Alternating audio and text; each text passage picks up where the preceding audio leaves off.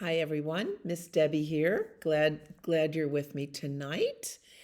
I'm going to share three stories that I think you'll really enjoy and settle in. One's a nighttime story and the others are fun books that I just found. So, let's get to it. Alrighty. So our first book is called Night Song. Words by M.K. Smith Despres and pictures by Hyewon. This is the most delicious book you'll ever want to read to yourself because the words are like a poem and the pictures are just so beautiful. And it kind of settles you in for a nighttime peaceful story. So let's hear it. Night Song. Here's the front page. Looks like a pond.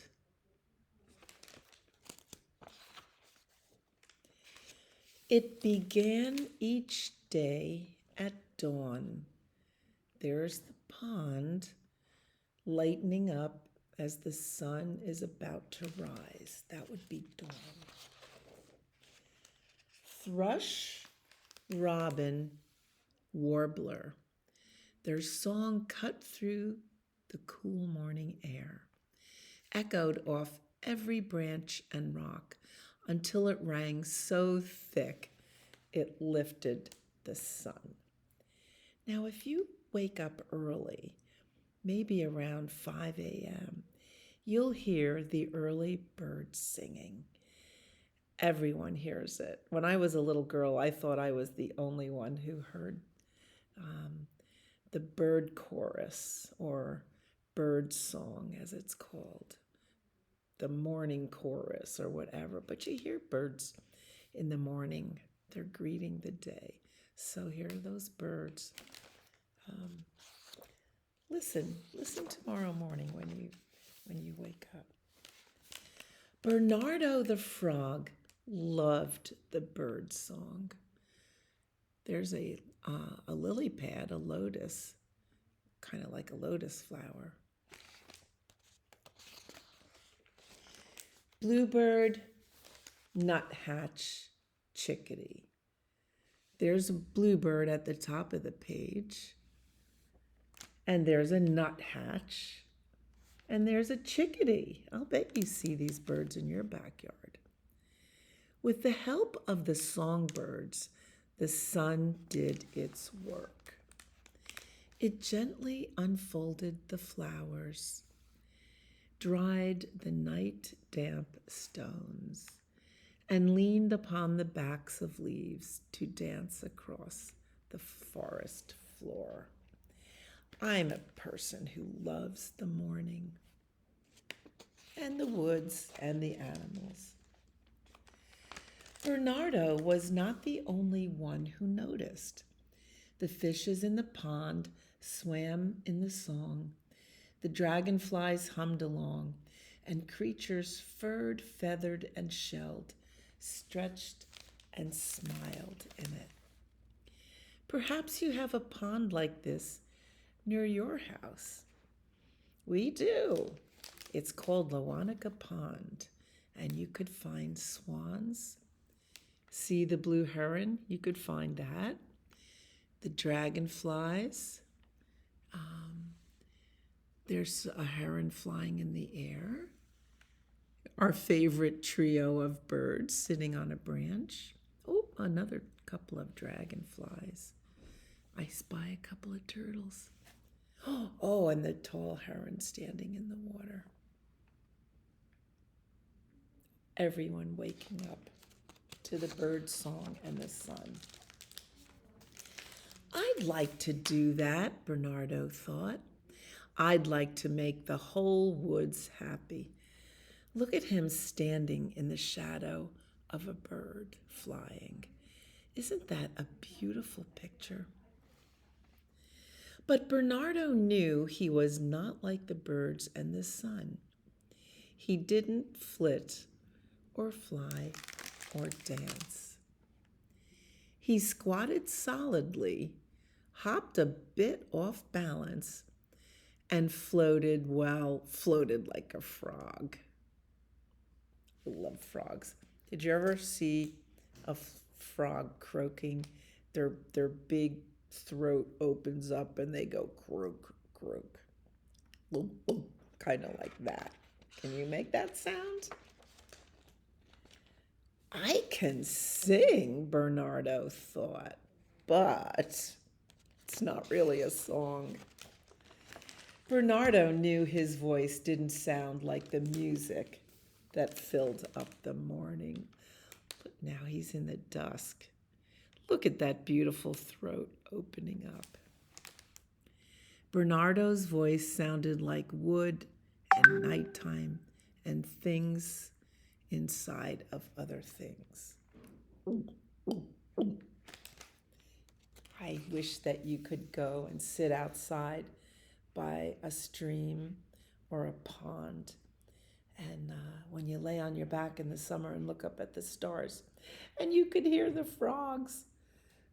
They're so cool. Well, Bernardo decided, look at the dandelions and some other greens and a black, that's a raspberry. He decided to dress up like a bird. Well, the bunny's not too happy that he took the raspberries, and the birds are just laughing. Even if Bernardo looked like a bird, he couldn't sing like a bird. Well, he tried something else. Here he is, hopping up a tall blade of grass. He hopped up and grabbed the branches in the tree. And he's kind of shaking around. The birds are squawking at him. What are you doing in our tree? There's a spider nest. And suddenly Bernardo tipped over, grabbed onto the spider's nest, knocked the spider off, and fell flat down. Oh my, the birds were perturbed.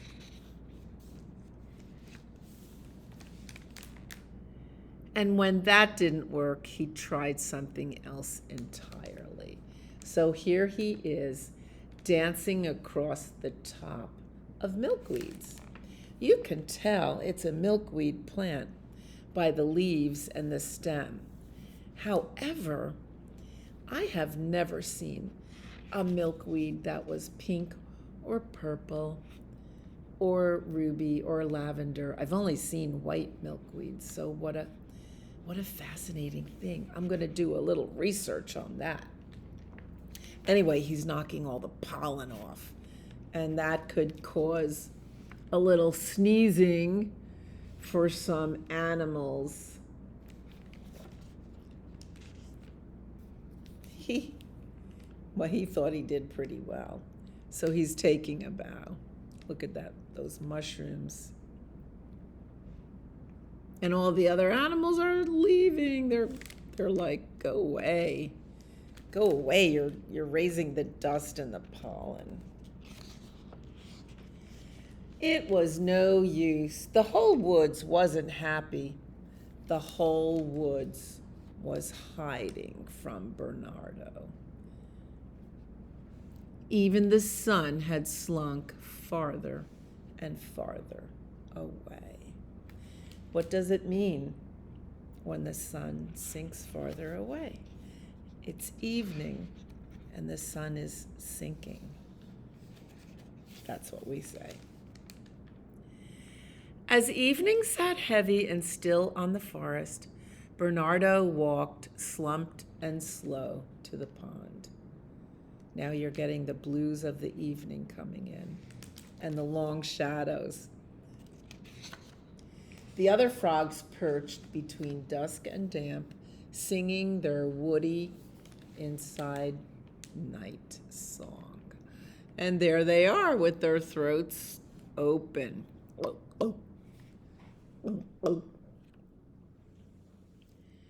Aren't you going to join them? Asked a tiny voice. It must be a marvelous thing, the snail went on, to make the song that lulls the woods to sleep.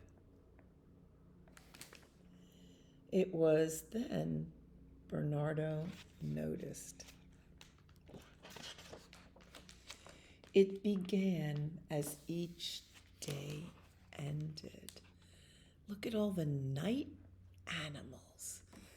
The owl, the spider, the fireflies in their little globes of light, the blackbirds, moths, look at the moths, a hedgehog popping up from underground. Bernardo noticed things he had not noticed before. The singing of the blackbirds, the singing of the crickets, and the singing of the frogs. Their song reached up from the still warm stones, gently rocked branches bent into nests, and paused politely to catch its breath each time a star blinked on. There's some birds settling in for the night. The snail smiled up at him. I love it, she sighed. Don't you? And Bernardo did. He loved it. He had his own song to sing, and it was a night song.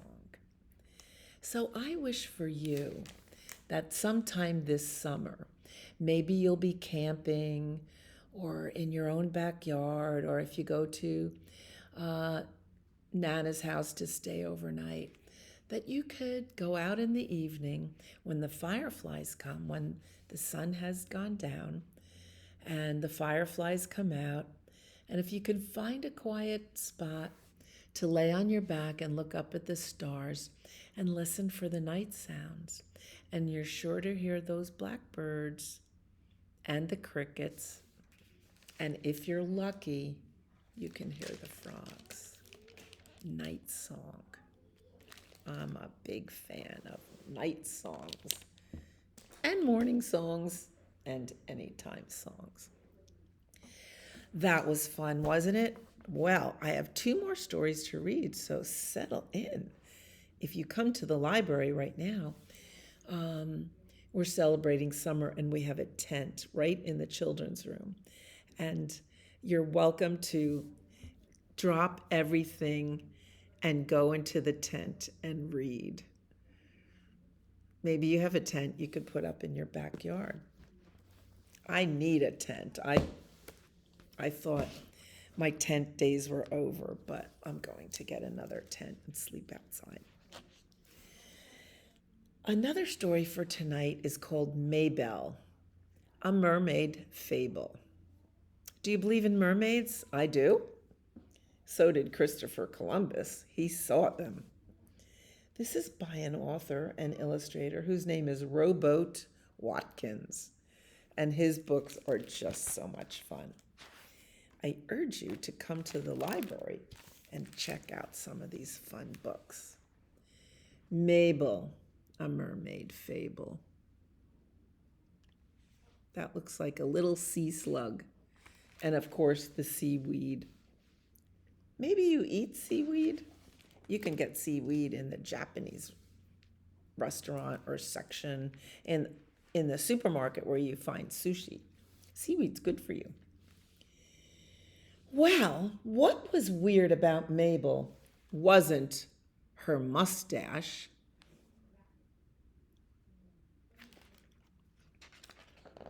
Her dad had a mustache. Her mom had a mustache. Her big sisters had matching mustaches. Even her baby brother had a tiny baby mustache. I think a lot of people have a mustache. Well, what was weird about Mabel was that she had no mustache at all. I'm nude, she thought.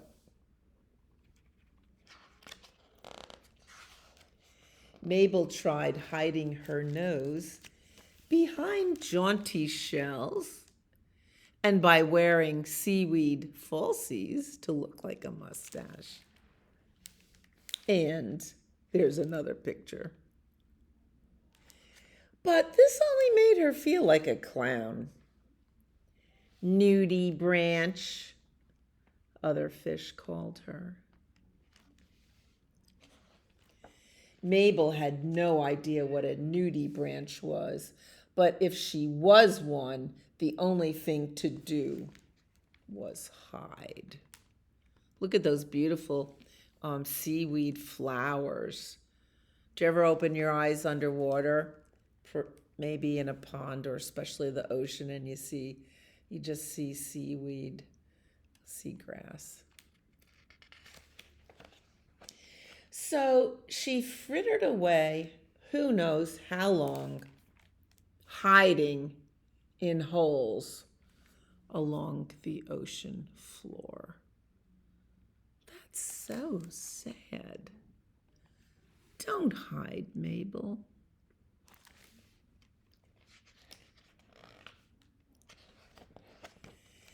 Until Mabel realized she was not alone. Who are you? She asked the eye. So there's Mabel's little eyes, and there's a big eye in the dark. I'm Lucky, said the giant eye. Who are you? I'm Mabel. Why are you here? Mabel asked.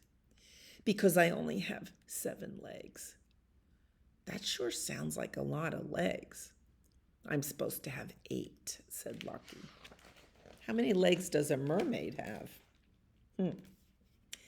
What can you do with 8 legs that you can't do with 7? Mabel asked.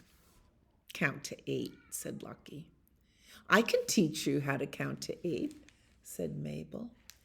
Lucky is an octopus, and he has 8 legs.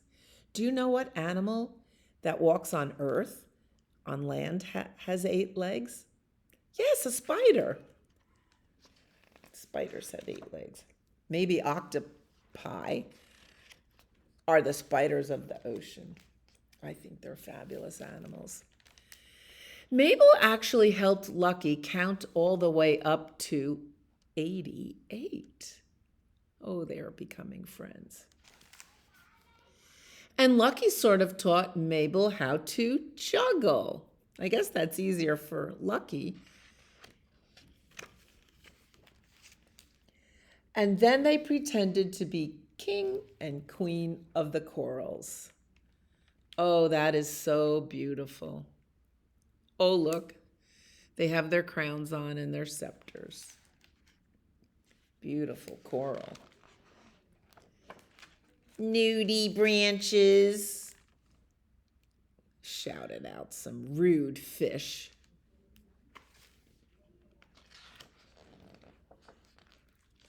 And as soon as look at Lucky, he's inking. All right. So octopuses shoot out this black inky stuff to hide themselves from danger. So that's happening. Nudie branches. Sorry, said Lucky. I leak when I'm scared. Everything's turning dark. That's okay, said Mabel. What's a nudie branch anyway? Nudie branches are sea slugs, said Lucky. Oh, said Mabel. So that's why they're awful? They aren't awful, silly, said Lucky. They're amazing. So here are sea slugs. And the little slug said, I'm amazing. I'm not a nudie branch. I'm amazing. Suddenly, Mabel realized everything she ever really needed. friends, friends, friends was already right under her nose. Isn't that cute? So can you make your mustache? She didn't have a mustache under her nose. She had a lot of friends under her nose. And that's an expression that adults use. When something is right in front of you and you don't see it, you say, it's right under your nose. And Lucky says, as they're swimming away, I wonder what comes after 88. And Mabel said, let's find out. The end. Mabel, a mermaid fable. So come into the library to read that book up close. Do we have time for another story? Yes, we do. And I haven't read this in a while. It's also by Rowboat Watkins, and it's called Rude Cakes. Do you like to eat cakes? I love cake, and I love cupcakes, but I never ran into a rude cake. I didn't give them a chance to be rude. I just ate them. Rude Cakes, cooked up by Rowboat Watkins.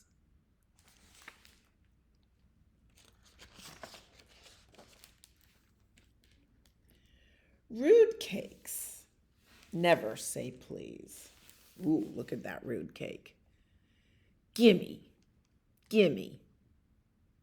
That looks like a little marshmallow. Oh, she's running after the marshmallow that has the balloon. Gimme.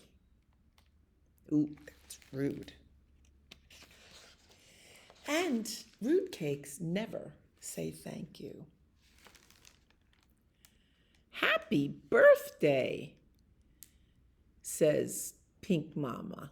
It really flies, says Chocolate Dada. And Rude Cake says, I hate dots. Ooh. And they sometimes take things. Oh, she took the toy of somebody. She took the toy of a chocolate cupcake. They sometimes take things that don't belong to them. Do you know anybody like that? And here's Rude Cakes playing on the monkey bars, and Pink Mama says, it's time to go. And Rude Cake just said, la, la, la, la, la, because Rude Cakes never listen. And Chocolate Dada says, that means now, mister. Especially they don't listen when their parents sound boring. And they never wait their turn in line. Back off. Rude Cakes went up the ladder. I'm going again. Huh. Shame, shame, shame. Here's Rude Cakes. Chocolate Dada says, get down. Rude Cakes doesn't listen. Rude Cakes never share. Can I have a lick, says Chocolate Cupcake. Nope. And they're never sorry. Uh-oh. Rude Cakes tripped on the little marshmallow and spilt the ice cream all over everyone. And she said, you clumsy crumb. Because they're never, ever wrong. Ooh. They also think baths are dumb. Seriously, I'm a cake. How dirty can I be? Oh, she still has that toy she took from somebody. And that bedtime is for donut holes. And here she is jumping on the bed with that other cake's toy. Oddly enough, a hand is coming in the window. and grabs onto Rude Cakes. Oddly enough, giant cyclopses love,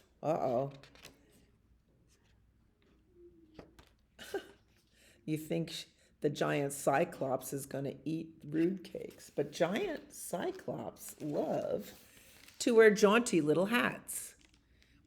What, says Rude Cakes? Not a hat? And the cyclops said, look at my hat.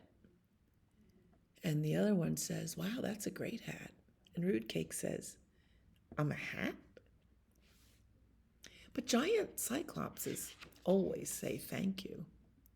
Wow, great hat. Thank you. And they always say please. Can I please borrow your hat sometime? I'm not a hat. And they love to share. Yes, you can borrow my hat. Yay.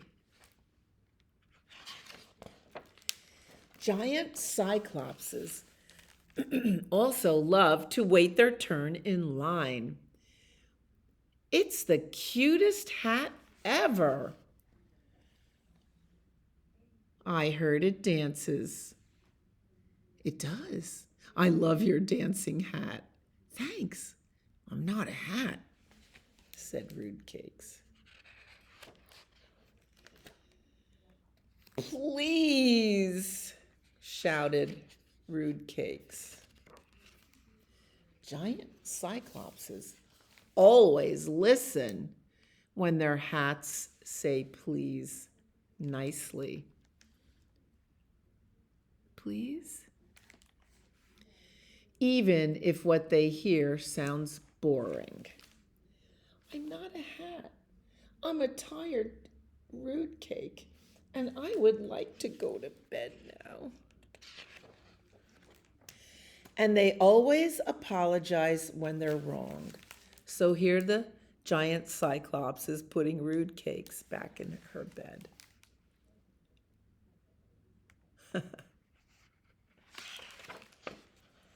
Of course, no cake is ever too rude to change.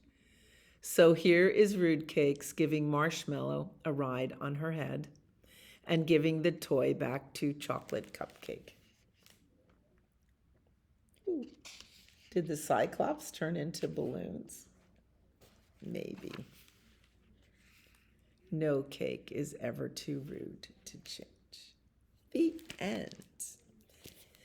Well, thank you. I hope you have enjoyed these stories, and check out other stories on our YouTube channel. You'll see one where I sing the song of Mr. Ed, which is a lot of fun.